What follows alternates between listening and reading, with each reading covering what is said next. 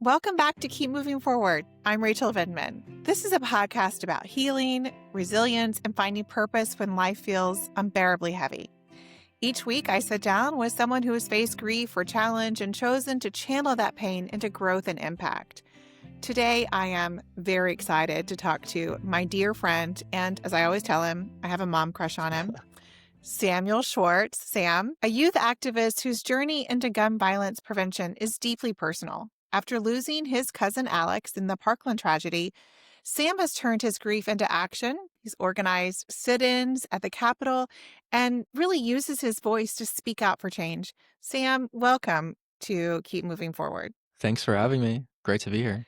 I'm excited that you're joining me because I think it's important to have these conversations with people of all ages. I mean, it's easy to talk to someone who's in their 40s or 50s and has life experience, and it makes it easier with that kind of perspective sometimes to navigate challenges. But Yeah.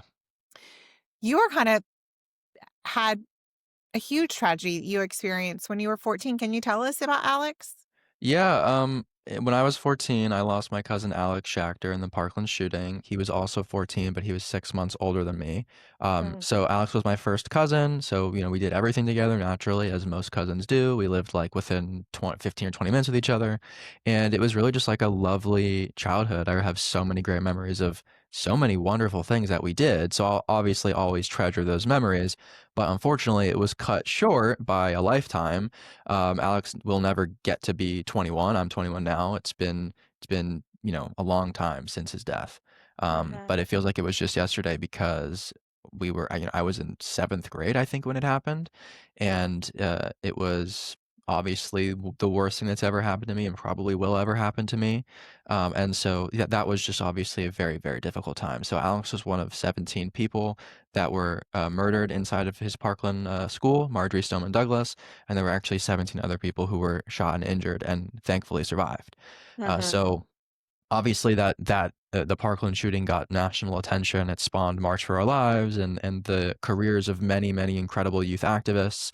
And that is how I got my start in politics, was from the gun violence prevention movement, which, as you were saying in the beginning, I've done sit-ins. I've done 2 bus tours. I've done, lobbying, hundreds of hours of lobbying in Congress, probably with mixed results. Most of it has not been any solid movement, actually, but that's As part we of the know, course. because we haven't really changed it much, have we, Yeah, even since then? but, yeah, now my latest Mhm. project is the Siren, which is, the network that this podcast is on, and we Look, can I talk have more my about that. mug. Yeah. Yes, cheers. But it's it's interesting that um, the Parkland shooting really separate from all the other mass shootings. Really energized this moment. So many activists were born out of the Parkland tragedy. Why do you think that was different? Because there's no shortage of mass shootings, school shootings in the United States. Honestly, I think it has a lot to do with where the shooting was. Hmm. Parkland was a very affluent, predominantly white neighborhood, and Yeah. so I think when America saw, like, a bunch of rosy-cheeked white kids get shot up in their school, they were more, it was like, "Okay, now we're gonna shine national attention on this." I mean, this stuff happens every day in Hmm. in in Chicago and predominantly Black Exactly. communities, and Hmm. it doesn't get any media attention. And so, I'm not upset that Parkland got media attention. I think it was good that spotlight was shined on America. It was kind of like holding up a mirror to, this is the reality that you're putting your children through. But I think that's maybe why. I don't think it has everything to do with race. I think a lot of the kids were just naturally well spoken. They were taking history Hmm. class, like Sure. David Hogg and Cameron Kasky. They knew what the NRA was before. They were talking about it with their classmates, and then it was kind of just like they just knew. They Hmm. knew what to say at the right time. I think it was also because, when Columbine happened and when Sandy Hook happened, it was a little bit, those kids were younger in Sandy Hook, but Right. Columbine was in the 90s, really, when this stuff was Hmm. not new, but it was like it hadn't been to the level of how it was in 2018 when Parkland happened. So by the Hmm. time we get to 2018 and there's been like dozens of high-profile shootings, and the country has been rocked by it over and over and over again. We finally get to the point where the kids in the shootings know it's a shooting, and they've heard everything that they Yes. need to say to react and talk about it. Like Mm-hmm. that's the tragedy of modern day shootings, is that the kids who are being shot at in their schools now, immediately they know it's a shooting. That didn't used to be the case, and it's very heartbreaking. Mm-hmm. It's both good and bad, I think, because it's you have to have this lifetime experience of living in this world of active shooter drills and et cetera to know, even though it's all you've known, it's still like, why does it have to be this way? And you kind of look Yeah. around, or, especially again, the more affluence, the more experience you have with other countries, or you realize, hey, there is a better way. It doesn't have to be this way. Or if you have a knowledge of history and know that this is a new thing, this isn't Yeah. something that we always experienced. Well, my friend Drew Spiegel, who is he's my age, 20 or 21, he is from Highland Park, Chicago, and he was marching in the Highland Park Parade on July Hmm. 4th. I think it was in 2022 or Yes. 2023. I forget the year, but he tells the story all the time how he was marching in the parade, and as soon as he heard the loud bangs, he knew it was a shooting, but the people Hmm. around him thought it was fireworks. Yeah. And I will never forget that he Hmm. just instantly know, you're conditioned as a someone who's younger than 20 in this country, that you just know it's a shooting. Hmm. Hmm. Yeah. You have that knowledge base when a lot of other people, our brains try to categorize our events into things that we know, Hmm. things that have happened before. But Yeah. a lot of us wouldn't naturally think that. It's when we lived in Virginia, we could hear, especially at night, because sound travels differently at night when it's quieter. Hmm. So we could hear shooting from Quantico Marine Base. Right. And sometimes it'd be like, is that shooting or not?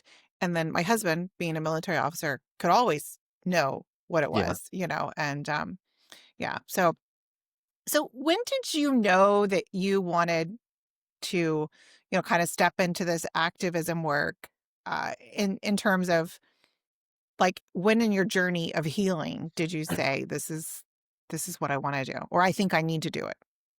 Yeah, that's a great question. I think for me, it was sort of immediate. I remember that my mom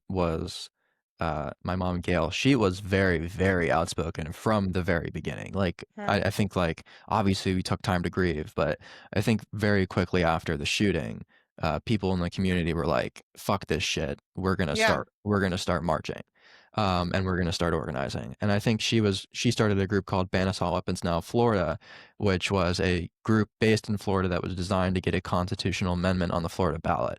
So she garnered like hundreds of thousands of signatures and raised all this money.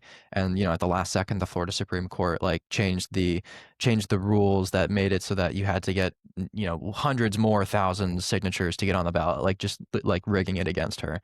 So obviously she wasn't successful in that. It would have been it's impossible. So Hmm. um, so she was the one who kind of brought me into this and gave me like the strength to like do this work. And so Hmm. very quickly after that, we started going to Washington, D.C. Of course, like all of the other March for Our Lives kids who were, like 4 or 5 years older than me, obviously started going to Washington, D.C. And I went along with them, and we started doing the good old lobbying, asking Hmm. our representatives. I think it was in Florida first, then it started in DC, and it was happening both at the same time. I remember like Hmm. there was a meeting at Ted Deutsch's house, he was the former congressman from Parkland. Now it's Jared Moskowitz. There was a meeting at his house about what to do, and I think that March for Our Lives started in either in Cameron Kasky's house or Ted Deutsch's house. I don't remember, but it was very quickly after. The whole community was mobilized immediately. So for me, it was sort of like I don't know. I remember very, very soon afterwards when we had I don't know if I've told this publicly, but we had Alex's funeral, and there was the entire community came out to it, and the governor at the time, or I forget if he was the senator. No, he was the governor of Florida at the time, Rick Scott. Now he's a Hmm. senator.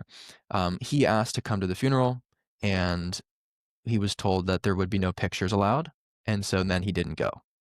So that was one of my first inklings into like, what, maybe this is not going to go the way that I thought, which was right after the shooting. I thought that this would not be an issue anymore. I was like, okay, well, this is horrible, but now the adults are going to step up and fix it, right? Like the government's going to Hmm. come stop this and make sure it doesn't happen again. And very soon after, when I started getting involved in politics and meeting all these representatives and talking to people, there was like a reluctance on their part. And the reluctance was the part of the Republican Party, obviously, as we know now. But for me as a 14-year-old, I didn't know that. I was like, everyone's going to come together immediately and we're going to make change and it's never going to happen again. And every law that could ever be, possibly reduce gun violence is going to be passed immediately, right? Obviously, it's the most important thing.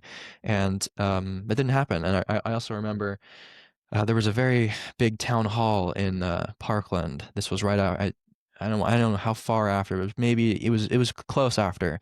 It was Jake Tapper hosting it on stage in one, I Mm. think, where the Florida Panthers play, and Hmm. Marco Rubio was That's right by there. my house, actually. Yeah, yeah. It Hmm. was like, I think it was like the At Sunrise Sunrise. Arena. Yeah, Yeah, at yeah. Sunrise Arena.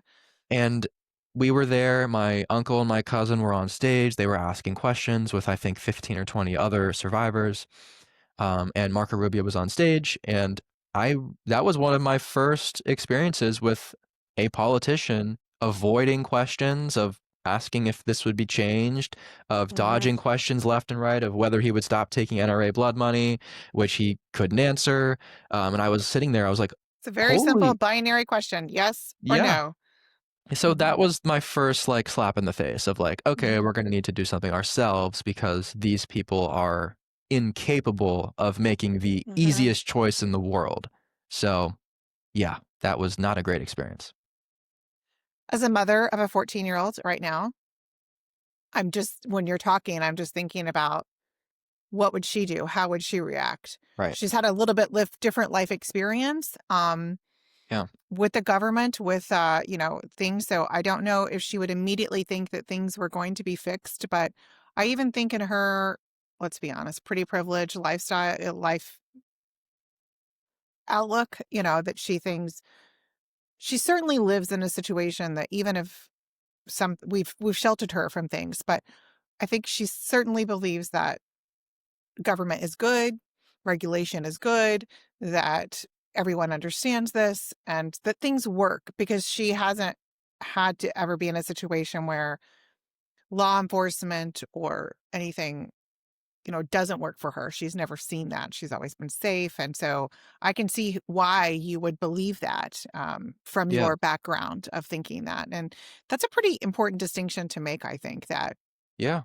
you you thought that. I'm sorry that you had to learn otherwise at such a young age. Yeah, well, honestly, I think that well, thank you for that. And I also think that most young kids, most kids who are 14, 12 in that range, I would hope that their first inkling would be like, okay, the adults are going to step up and fix Mhm. this because Yeah. when you're a kid, your parents are the ones who are solving problems for you, and it's really never Mhm. the kid's responsibility to, have to do any of these really major things. Like it's always your parents who are taking care of you, and Yeah. and that was a big slap in the face to me because I don't know what my preconceptions of Congress or politics or the government were. As a 14-year-old, I had very little. But I was imagining that the government would stop it, right? Like they wouldn't want more people to be shot in their schools. And Yeah. actually they do. Mhm. And is the Republican Party, just to be Yeah. honest. So So how do you navigate how how do you navigate grief and activism at the same time? Like, those are two heavy yeah. things and responsibilities to hold. Yeah. Uh, and you were so young. I think for me, and I think a lot of other people would agree, pretty much everyone I've talked to about this is the case. But for me, activism is actually how I process grief. Like it's Mhm. extremely Mhm. therapeutic for me to go Yeah. out there and talk to a member of Congress who is not on our side and try and oftentimes fail to get them on board and to get them to see the light. But even the action of just doing it and being in the room with even staffers and talking about it and moving forward in some small capacity, whatever it is. Mhm. To me, that's like better than sitting in my house and stewing over something and Absolutely. because at least if you're out there doing something, you feel like you're making a difference, and that's to me how I have been able to move forward with this. Like, Mhm. obviously, we went to therapy a lot and took mental health days, and work together as a family. But the most important thing for me that I was able to get through this was like just doing activism, Mm-hmm. and that was very crucial to me. And a lot of the like after the Uvalde shooting, we met a lot of those families who had just lost their kids who were considerably younger than the Parkland Mm-hmm. students, and they, this was a little bit afterwards when I did the sit-in and some of them came out, but they were saying, yeah, this is therapeutic for me. Like, Mm-hmm. I don't know what I'd be doing right now if I Yeah. wasn't out here trying to make sure it doesn't happen again or to keep the memory of my child or family member Mm-hmm. alive. So, Mm-hmm. yeah, I always give that advice to people, to new people who I meet, who are dealing with this and who are in this club of people who've lost people to gun violence. But yeah, I would say like that's my advice always is just Mm-hmm. like if you're comfortable with it, if you're ready, like make some phone calls, come to Washington D.C. There's always lobbying sessions that happen, speak out about what happened to you, and that's always my advice to them. I love that. I'm also a doer. I don't like to just sit and feel like we have to be able to do something, Yeah. I mean, and because I like to do things, that's when I feel like I'm making a difference. That's when I feel like I'm doing something and I'm turning that grief into action. And even, I remember when my dad passed away and it was not, Yeah. it was tragic, but there was nothing, it was natural causes. But I remember Yeah. thinking, but I want to do something. I mean, there was nothing to Yeah. do, but it just felt like that would be I could help someone. I was in Kiev at the time because we lived there and I needed to fly back. But, I remember that night I just felt so helpless because I couldn't be there for my family. I couldn't do anything, but I wanted to do something. But that's kind of my personality. But I also find it is a really good way to process emotions for me. Maybe not for everyone, but there's another element of it. I wonder if you find that it feels like when you speak out that you're also kind of taking charge. It's not just you're just letting things happen to you. Do you Yeah. find that to be true? Well, that's a big part of it because the shooting was something obviously that we did not ask for or want, and it was like just this thing that's forced on you, and your entire Mhm. life has radically changed in the span of hours. Right. And it was on Valentine's Day too, I which remember. again, so yeah, doing the activism thing is like you're taking your life back, and you're Mhm. you're you're making decisions that you want to make, and nothing's Yeah. being forced upon you. Mhm. And Mhm. it's difficult. It's extremely hard to go out there and tell your story to people who don't care a lot of the times, like members of Congress who will look in your face and laugh. I remember there was a meeting with the Uvalde families and they went and met Ted Cruz. And to his credit, Ted Cruz meets with these people quite often. It's actually very strange. And I think that he sort of gets something like out of it. I think he gets a kick out of telling these families no over and over again. But he, to Wow. their face, looked at a picture. I don't want to get too graphic, but looked at a picture of the incident and just was like slid the phone back over to the families and was like, "Yeah, we need more cops in the schools. That's all we need to do." And these families had 376 officers stationed at the school who had failed their kids. So I don't know, like it's so difficult to be Mhm. able to have to tell your story to these people who don't care anymore, but it's like you're taking your life back in your own hands and you're Mhm. taking charge Mhm. of your own destiny, and that is incredibly therapeutic, at least for me. Yeah. I I'm the same way. It's not for everyone, and I think everyone needs to understand what works for them and what doesn't work for them. And I would never ask someone who finds it too taxing or too difficult to do that. And I also definitely believe in taking time outs Yeah. and breaks, but um that you didn't leave any stone unturned. You know that Ted Cruz saw it. That's right. That and to be able to know that you did everything you could for whatever, fill in the blank is a very, because we can't control everything, but we have to do everything we can do. Yeah, and someone else you should have on the show is Harry Dunn. He Mhm. has a saying. I forget exactly what the saying is, but it's something along the lines of like, you need to take it's okay to take mental health breaks. Like, there's sort of a Mhm. stigma about like, you got to work hard every day Oh, and you got fuck to, that shit. yeah. Like if you're not good, you're not good. And Yeah. that's as simple as it Yep. is. Like if you're not in the headspace to do this, don't do it. You're just Mhm. like another saying is take breaks before you break. That I heard that Mm. from Jill Jonathan, who's also on the Siren. Yeah, Um yeah. Jill's those amazing, and I've heard her say yeah. that as well, and it's in the back of my mind all the time. So sometimes I just check out and I watch Escape to the Country on Yeah. BritBox, and I Yes, I mean, that's my escapism. Like, that's it is critical. Whatever it is for you, that's what you should do. And, I Yeah. mean, the whole joke about touch grass, but seriously, touch grass. Yeah, Like, go outside. I mean, like,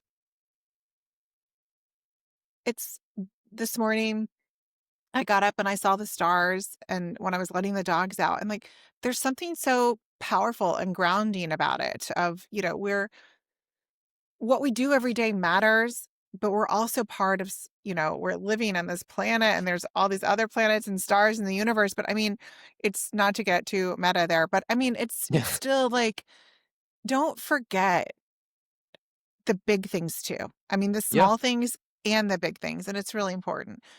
But, you know, in those moments though, when it is frustrating and when you do need to take a break or you are just maybe just frustrated about the slowness of it, of the progress, Mhm. and it's very slow. I mean, everyone can say that. Yeah. And we've taken a huge step back by Yep. reelecting Donald Trump, and it makes everything feel harder. I think everything that we're trying to do that we didn't fix, in the 4 years of the Biden administration, which was a lot of stuff because you can't fix everything in 4 years, Mhm. and there was a lot of damage done. And now it just feels like you're trying to think, what can we do, while they're like actively making it worse. Yeah. Brushing your teeth while you're eating Oreos. But what do you do to stay grounded? Oh, what a question. I don't know. I'd say during the Biden administration, it was more of like it was easier to stay grounded and remember why we're doing this because there were wins constantly. Like every Mhm. month, there was a substantial win with the ATF, Yeah. which is alcohol, tobacco, and drugs. And they were really like championing this like new. I thought it was this new modern era of like we're taking gun violence prevention seriously. It was named as the #1 killer of kids by the Surgeon Mhm. General, which like obviously it's about time someone is saying that on like a high government level. The Biden administration comes into power and they opened the very first White House office of gun violence prevention. They passed the I first know. gun. That was just so I attended the briefing. Were you on that briefing? And they gave a briefing to people, and it was so encouraging. I mean, I felt like maybe more hope then than I have in a long time, but that's I neither here nor there. I But it wasn't on didn't the get enough briefing. press. It I I wasn't on the briefing, but I was invited to the White House for it, and then my plane got delayed and I couldn't be there, so I missed oh, it. That's just how it goes with these things. yeah, I know. Yeah. But But it was so encouraging, and most people, because my husband worked at the National Security Council, like, it's so yeah. powerful to have that office because, like, what they do at the National Security Council is they basically just coordinate the whole of government for, Yep. like, this one thing. So, we had that, all agencies, all departments and agencies working together, because someone was coordinating what they were doing on gun violence prevention, and, that, like, they would convene people and like, "What are you doing? What are you doing? What are you doing?" And they would coordinate that. And it's really important that it happens at a national level. And no one had ever done that before. And that's one of this a huge thing that most people didn't know about that we lost Yeah. in this with the Trump administration with Kamala Harris, losing, Yeah. and, actually she Yeah, was in they, charge of that office, by the way. That was one that's of the right. things that her, initiatives and things that she was given. That's But exactly right. yeah, Yeah, and, they came into power mhm, and closed that on day 1. That was the yes, one they of the did. first things they Mhm. closed, They and it was couldn't wait to close heartbreaking. that. Yeah, and it was really a positive thing, but again, too many people don't have the context for this, and I get it because everyone's busy. Like, I only know about it because Alex worked there, but, Yeah. does everyone know what the NSC does? No. But Mhm. it was I felt so heartened, and you're right, there were so many different wins, and now we don't have any. Yeah, there was something very gutting about the Trump administration, like, just coming out and closing an office that in its name is dedicated to preventing gun Yeah, violence, so, like, mhm. I guess you Like, who don't would wanna think that's prevent. bad? Right, like, that's such a bad thing. But also the Biden administration passed the first gun violence prevention legislation in 30 years, Okay. which was the Bipartisan Safer Communities Act, which, it's good, it's substantial, it's for, like, background checks and funding, but it doesn't go nearly far enough, and that's been No. talked about for I'm not the first person to say that. But, yeah, so these things it was like a win every day, and we talk about in states like California and Massachusetts and Rhode Island, like, all these states were passing these significant steps towards like a much safer state and much safer country like every single month in Mhm. the Biden administration era. And then we get to now, and it's gridlock, don't even think about anything passing. Mm-hmm. In fact, the only thing that's going to be passing is a reversal of the things that we've done. Yeah. And it's important now more than ever to find your why is the thing I've been telling Mm-hmm. people right now. Mm. I don't tell people to like give up on trying to advocate for an America free of gun violence because there's 45,000 people, annually on average dying a year to this. It's not something that we can just be like, all right, Trump's back in power, whatever. Yeah. But the reality is like federally, nothing is going to pass. So, but the Sure. thing that I tell people is like, find your why and remember why you got started in this, and remember like the people that are going to die that haven't been, like, you know what I mean? Like the people Mm-hmm. who don't know this is even going to affect them yet, Yeah. that are tomorrow, or even as we're talking right now, having to go through this. It's on average, it's about 120 people a day. Another thing that helps me keep grounded is I know this legislation works. It's not just emotions or Mm-hmm. speculation or me Mm-hmm. wanting to be like a crazy communist socialist who's gun grabbing all the time. We have data to prove this stuff works. Mm-hmm. Since I think a lot of people 2022. don't know that, actually. Yeah, it's not even just a little bit of data. It's not an Mm-hmm. anecdote. It's not Mm-hmm. 1 month in California. It's annually nationwide. If you look at the Gun Violence Prevention Archive, annually gun deaths have gone down thousands of people, which is huge, huge. Mass shootings have gone down dozens and dozens and dozens per year. Not to the point where everything is roses. It's still a lot of gun violence, but it's a lot better. And the reason that happened is because we had people in power who were championing these laws. And so that's something that's keeping me grounded, is I know these things work.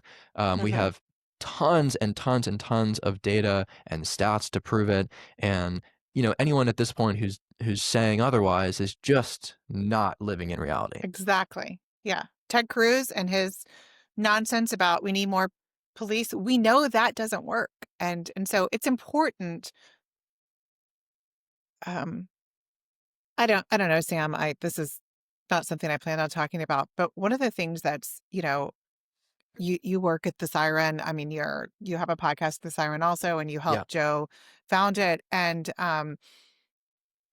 it's now more than ever, when I see, just this past week, I wrote about it on my own Substack. There's this guy who someone posted something on Twitter, and then it was posted on by someone on Facebook, and this person has a lot of crazy unhinged stuff, and then someone commented Yeah. that I saw this, by the way. I basically, remember. my husband should be lynched. And Yeah. actually, the one that I focused on was there were others that were worse, that were removed, that were also talking about lynching. Like, I'm like, what is your fascination with lynching?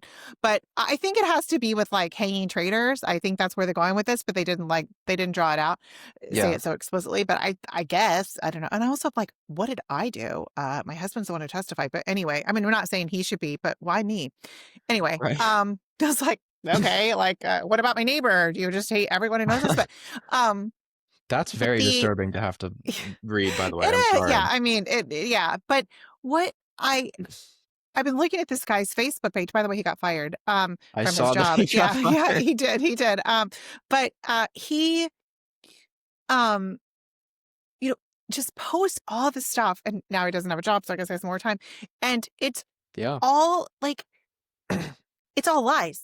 I mean, it's like some of it's half true, some of it is just straight up lies, and it's like Google in 20 seconds could tell you this is not true. This is fake. This is AI. This has been doctored, like whatever. And I'm like, I don't spend much time in that world at all, but I saw it because because I was looking at his page, and I just like, oh my gosh, like this stuff is out there, and I don't live in that world, and I don't see it. I mean, God bless the people who spend all this Yeah. time on True Social and everything, and all the stuff that they repost and all these things they say, but I'm like, oh my goodness. And then you have people like Ted Cruz telling them what they want to hear. More police. Okay, great. It's not my responsibility. It's not yours. We don't have to do the hard things like regulate this and decide, best practices. We can just say more police, more guns. That's going to fix it. And if that's what you want to hear, and that's like a quote unquote easy solution, but it doesn't work. And that is really frustrating. Yeah. And frankly, I mean, from a point of like, just again, our own mental health, it can get really frustrating it's like talking to a brick wall. I mean, you're talking to people who you can't get through. But I love going back to the data. I love going back to Yeah. hard truths, because eventually, if you keep putting it in there and you keep peppering it, we can do the same thing that Trump does, with he just says the same thing over and over and over and over, and then people start to accept it as real. Only we can do that with the truth. You don't have to just say it with lies. You can, if you repeat something enough and you talk about it, you can drive the conversation and even the news cycle. And I feel like, on the Siren, that's something we can do. We can talk about things, Yes. but we can talk about it accurately and try to counter that. So, Yeah. um, Ben Shapiro says this. He says this line. He's an insufferable asshole, by the way, but he yeah, always goes I saw facts them once over in your LA. feelings. Yes. And actually, in this case, we have the facts and they have the feelings, right? Like it's not us just sitting here crying about the people we've lost and saying that that's the only reason why you should ban assault weapons, which it should be enough. But we're the one with the facts, and they're the ones Yeah. with the Yeah. feelings of no, you can't take our guns because I want to go hunting with it, and no, you can't take our guns because I want to collect an AR-15 collection. Mhm. Like y'all are the ones with the feelings, Yeah. and we actually Yeah. have the pages and pages and pages of historical data at this point. No, it's true. So for young people, but anyone, I guess, who feels powerless in the face of tragedy, what would you tell them is like the first step they should take? What Yeah, would you recommend? first step is probably go to therapy Mhm. and get some professional advice. I'm not a therapist, and I can't give you any grieving advice really, but yeah, you should get some professional help. That's like the best Mhm. thing that you could do. But if if whatever happened to you, I've told this to a lot of young people. I've spoken at a lot of events where there's people who will come up afterwards and they'll say like, I just had this horrible thing happen, and yeah, I would say like a lot politics is everything, right? But you don't have to be doing something in Congress. Like you can do something in Mhm. your local community and be just as effective as trying to talk to Ted Cruz. Mhm. You can talk to your local school board. It's public meetings. You can talk to your city council. Your opinion in most places will be actually held and be listened to. But you, as a young person, have tons of power. Like your voice is incredibly important, not just because of what happened to you, but like young people can get a lot of attention just because you're a young person, right? It's true. Um, Mhm. and so you can use that to your advantage, and you can organize events in your local community, and you can, get people registered to vote. I know it's like very, everyone says that, but like, I don't know, you can But do like actually, it very, matters in your demographic for young people more than yeah, anyone. I have like some, like, look, we should try to re-register people who've fallen off the rolls and things like that, and those sort of things, and like older people. But we know, like, going to the mall or going to places to register voters is not effective. But going to schools, to college campuses to register voters is is a lot yeah, more, ROI, because when we get our driver's license at 16 or whatever, like, you can't register to vote then. You can register when you're 17, but not when you're right, 16. So some people just they really don't, or they don't know where, or they don't know how. And so yeah. for Well, young people to talk to young people about registering to vote is very, very powerful. And I think it's that's exactly right. probably the Yeah. most important group that we need to get to register to vote. That's the most. That's where I was actually going with this. Is like that's the number one thing I tell people is like, yes, you can lobby and you can organize, and that's all great. But if you really want to be effective, Hmm. talk to your best friends who are Yeah. apolitical, and your words will be much, much, much Oh, more so meaningful much more. We have data than on this too, by the way, yeah, relational organizing. We have a lot of yes. data on this. Hmm. Um, some MSNBC pundit will not break through to your apolitical friend. You will, or really might. And so I've had many, many conversations with my friends who are probably MAGA adjacent Hmm. that totally agree with me on this gun violence prevention issue. And so like it's like a start, right? Like Hmm. if you can get the people around you to understand the issue, like imagine if every young person who understands the issue could get three friends to also understand the issue and understand why it's important, you Hmm. would change the entire world. You'd change the Yeah. entire country. So yeah, that's the number one thing I tell people is like you have so much power, even in your three closest friends, to make a difference. Hmm. Yeah. I think if we look at this power, like, I think of the 22 midterms, because the and everyone thought that the Democrats would lose everything, Yep. and we didn't. but it was because of the jobs decision. It Yeah. wasn't because the economy was bad, but at that point, I mean, it wasn't bad. Okay, it was actually better than most people because most of Western Europe and others because of the war in Ukraine. But you were still struggling to recover from COVID, and then there was the war in Yeah. Ukraine. But we were, making things where the progress isn't where it needed to be, and obviously midterms are always hard for the party in power in the White House. But Yeah. um, look at what we did, and it was Yeah. because that one thing. Really, I was part of that, working with women. I was attending things, and it was like there were people who'd never done anything political. Lots of women who identified as Republicans, lots of women who had never done anything at all like that, attended any kind of political or political adjacent event. Yeah. But that was the thing that got them there. And I think we can do that on any issue if we Yeah. talk to people, but we have to talk about it. And Yep. but on this issue of gun violence prevention, I think it's really the young people that need to keep carrying the water on it. And I'm very Yeah. sorry for that. But I Well, think that's that just the reality. it is, that's the group. And I'm happy to carry the water as a middle-aged Yeah. white woman on reproductive rights. But this is, like everyone kind of has their lane. I just think it's a very Yeah. powerful, yeah.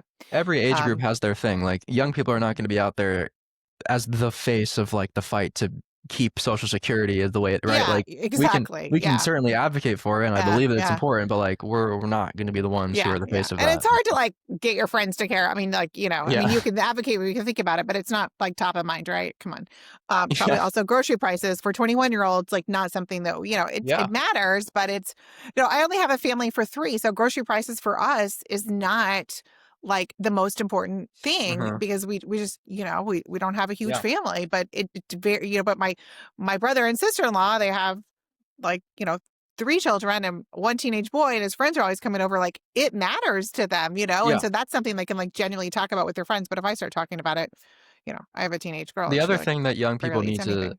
yeah, like it's not even just gun violence. Like, it should be primarily gun violence, but I think that that's actually taken a back burner in recent years, at least in the last 8 months. And the thing that young people should maybe be thinking more about, and I think they are, like, I think this is the issue that's taken over, is like housing costs, Yeah, um, actually healthcare, which is young people realizing that, like, I think this is maybe a Florida thing or maybe it's a national thing, I'm not sure, but like what you can stay on your parents' healthcare until you're 26, and then hmm, after that you're on your own, and it's incredibly yeah, expensive and it doesn't cover anything, and young people are just finding out about that, yeah, and so that's becoming a thing that young people are caring hmm, about. But then also like hmm, the state of the American economy, like tariffs are going to hurt young people more than anyone else because we are just setting up our lives. And right. so it's a bunch of Because it's things that on young like just people, you're only buying essentials, but even buying the essentials are more expensive, and yeah, like yeah, someone who's 40, 50, 60 doesn't have to go out and buy a new dishwasher or like buy a exactly. house or like Hmm, they've already accumulated that. hmm, So hmm, it's gonna really, yeah, really suck. yeah, hmm. I don't think that we're there yet actually in terms of like young people realizing like how deep the hole we're in is right now with a lot of I things. keep But wondering what the timeline is on that. I keep kind of waiting for that to yeah, drop, but well, again, I think like the next, and this is getting into more of the politics realm. I know this is not a political podcast, but like the next president is going to be the first person who says that both sides have contributed to this, and we need a better system in place to deal with all of these things, and charts a better path forward, right? Like that's going to be it's as got to be true a as that change is, candidate. I need someone to give me a heads up on that because I will not be on social media for like 2 weeks whenever someone says that because it Yeah, will just be I don't want to hear it. Both sides are going to be lose their freaking minds, but I yeah, feel like when you get both sides to lose their minds, you might be really really close to the truth. That's when you yeah. know you're really striking a nerve. And listen, I'm So a staunch Democrat, and I'm saying that, so it's all good. no, I mean, and that's okay. I think we should. It's okay to be, I mean, I love my husband to death, but I'm probably his biggest critic or the one who's Yeah, willing to give him the most honest feedback because not others are. yeah. Well, like Also, Alex, if Democrat. you're listening, your green pants do not go with green shirt. I like the green pants, but you got to be very careful. They don't go with many things. Yeah. Yeah, So, I mean, not anyone's going to tell him that, but I'm going to tell him that. And I think that you have to have people in your life and for Democrats, that's each other to say, this is not the way. This is not how to do it. yeah, And if someone can't handle that, then I don't think they deserve to be in any Yeah. position of leadership. Yeah, I And just think that someone's gotta go out there and be like, "Yes, everyone deserves healthcare, and it should be Mhm. free to everybody, and so should universities," and, like, that's Yeah, not a great like, that's what mm, young people wanna hear right now is, yeah. like, the first person to say that will be the next Bernie Sanders, I'm Mhm. telling you. The I'm going to push back slightly on this. Um, when I hear people say, "Well, okay, I voted for him because he said he was going to make," this is Trump, by the way, "he was going to make IVF free and this," and I'm like, okay. I mean, as someone who went through IVF and could barely afford it, and it was really, really hard, Yeah. that's awesome that he said it. How exactly did you think that that was going to be implemented? Like, did you think they were gonna, like, you were gonna fill out a form on a website and they were gonna send you a QR code that you just took to the doctor? Like, how did you think it was going to be free? Yeah, I So, think it's actually, like like that's a testament, though, to th how people could vote for someone like Donald Trump is they were able to put aside the fact that he's a convicted felon and that he's a mhm, rapist, primarily because he was the person out there the most saying, "I'm gonna make the economy perfect. It's gonna be the mhm. best economy ever. You're not gonna have to worry about anything ever again," and, like, that's bullshit, obviously, Yeah. but, like, maybe we should start saying something along those Yeah. lines, like, maybe I we do have to wish start we give saying I that. don't know. I wish that we can say it and we can have a plan, but I just wanna have a plan in the background of, like, this is what it would look like because, Yeah, I mean, running for class president and you're gonna make, like, recess 6 periods and, you only have to go to math once a week. I mean, it sounds good, but, like, that's never gonna happen. So you yeah, gotta, like, just have promises. I mean, again, unless you're a Republican, but yeah. you're right. We need to offer people something. I think that's Well, and not only just offer them something, like, I'm not saying that we just talk about universal healthcare and just say like, the obviously, the Kamala Harris thing is, like, the child tax credit. First of all, that's a little bit of an ambiguous thing, like, I don't think a lot of people really know what that is, first of all, but No, I Googled it many times and I'm still not sure I understand. well, she had an 86 page plan about the economy, and, like, that's Mhm. great. She had a plan. I voted for her. I support her. But, like, the next person, like, whoever it is, Gavin Newsom or Andy Bashir, I think that they should go a step further than just simply saying, "We want free colleges," and actually show, like, what that would mean for someone. Absolutely, and what Like that looks like and what that and what it would mean when you're 25, when you're Like, 30. make Yeah. people visualize what it Mhm. means, that you don't have to worry about, where you're gonna like, h how that you have to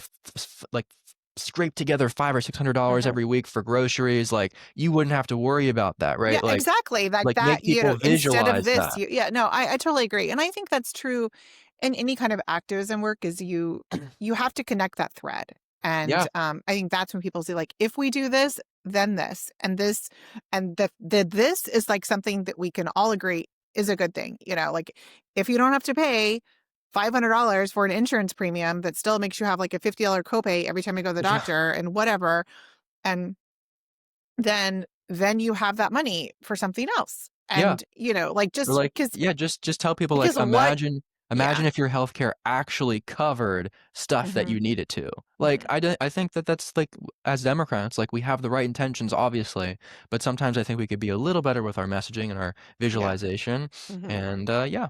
But No, not to delve too deep into the political side of no, things, but I mean, it's important. I think it is important. I think it's, um, to get the most, bang for your buck here, again, on, like, return on investment is I think it's important when we're doing the work and activism, especially when it comes from a personal place, like, for both of us. I think you have to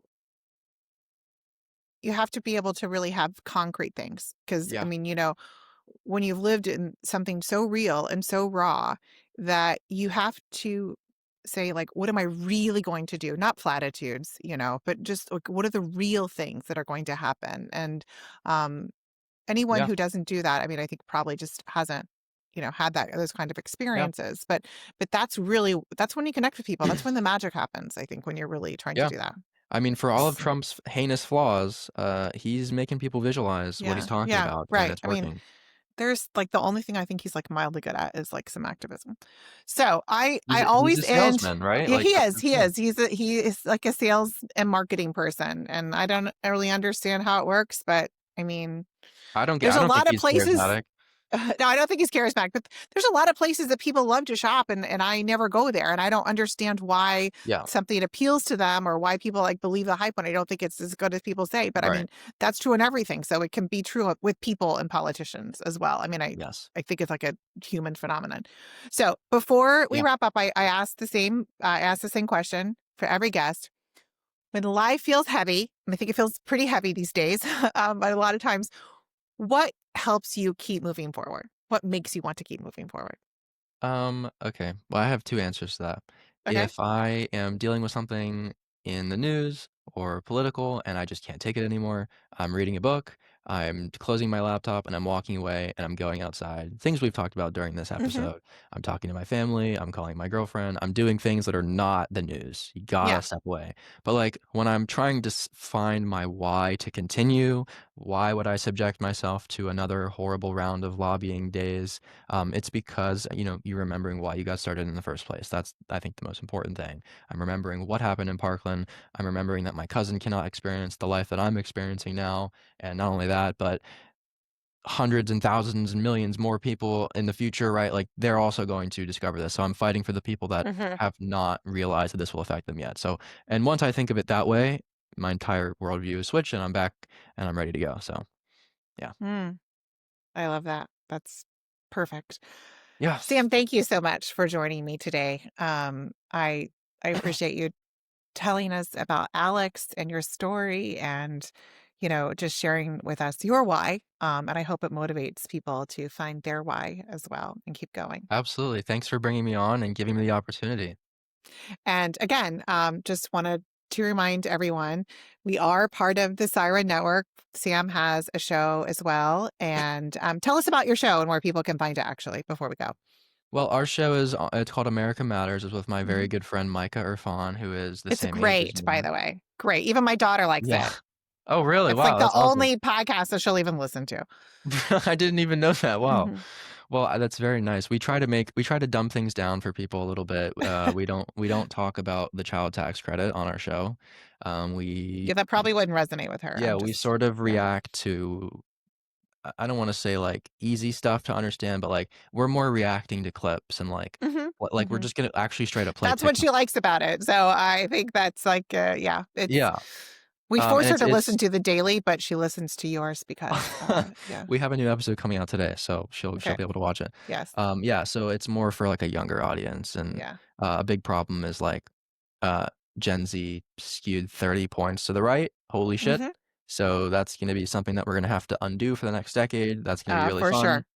But, Yeah. Not one yeah. cycle, like many for a decade. That's a really Yeah, good point. it's probably gonna be more than a decade, to be honest, Hmm. but yeah, Yeah. that's gonna be really fun, and so that's how we can contribute, or how we feel we can contribute, is Hmm. by, you know, catering to a more Gen Z audience and not using crazy large words to that people don't understand. And if you want to find it's on the Siren Network, so you can just go to Substack and find it, or leave Yeah. it. If you can't leave a message, and I'll answer you. So with that, this is Rachel Vinman. Thank you for being part of our conversation, for joining us today. I'll be back again next week, and until then, whatever you're facing, remember to keep moving forward.